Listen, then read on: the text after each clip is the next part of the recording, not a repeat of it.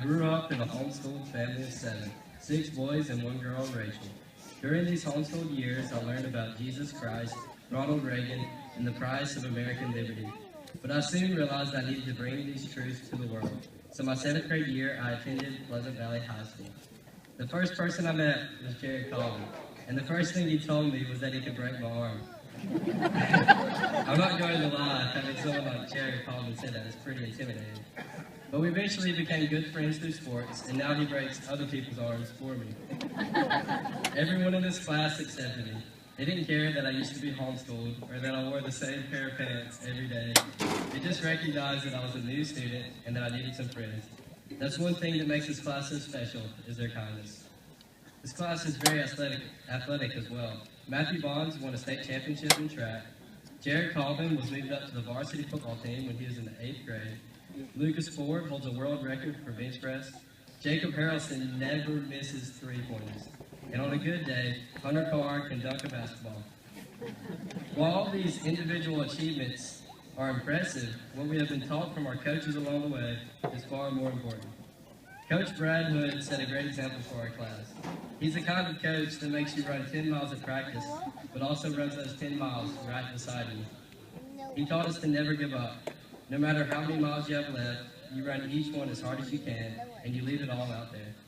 I've noticed that Coach Hood carries this approach over into every aspect of his life, and I hope our class can strive to have this kind of effort and intensity about everything we do in life.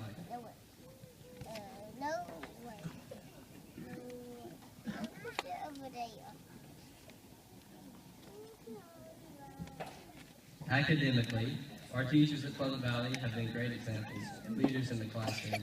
I recently had the privilege of being mentored by our science department head, Coach Jackson.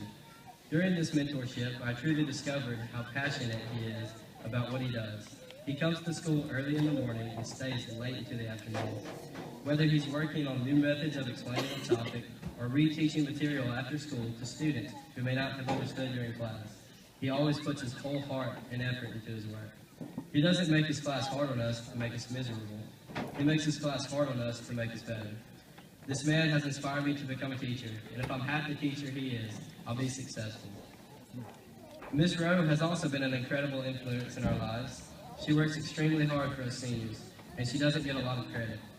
She doesn't have to organize a senior play every year, and she doesn't have to work until 6:30 in the afternoon every day. And she definitely doesn't have to meet with us seniors every morning to help us with scholarships or just talk about our lives. Another major influence in the lives of the senior class is Miss Scott. She has somehow found time between being a mother and working to help us seniors. She has especially helped my family ever since my older brothers Joseph and David came to the school, feeding them and transporting them to school events. These 2 women show great Christian character and love, and I thank God for both of them. They're not just employees at Pleasant Valley High School, but mothers to all of us. Everyone in this class knows how much I love basketball. I'll practice basketball for at least 2 hours a day, whether it's performing pistol Pete dribbling drills, practicing free throws, or playing intense pickup games with my brothers in the yard. Basketball was the center of my life, and I loved everything about it, especially playing ball with this group of seniors. This season, I unfortunately broke my ankle the second game of the season and was unable to play the rest of the year. I was devastated. Thankfully, I had Coach Preston and the guys to support me and take care of me during my recovery. But many nights I stayed up late, wondering about how this year could have been different.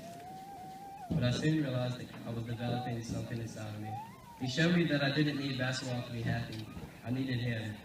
And to this class of graduates, I want to say that in life you will be faced with many disappointments. Maybe you won't get the job you hoped for, or maybe you won't be accepted to the college of your choice. Or maybe you'll be faced with a terminal illness. But whatever obstacle is in your way, I promise you that God is much stronger than that obstacle. As we graduate tonight, go our separate ways, and lead our own lives, I encourage you to make God a part of your daily walk. Lean on Him for strength and guidance. To the graduating class of 2014, I salute you.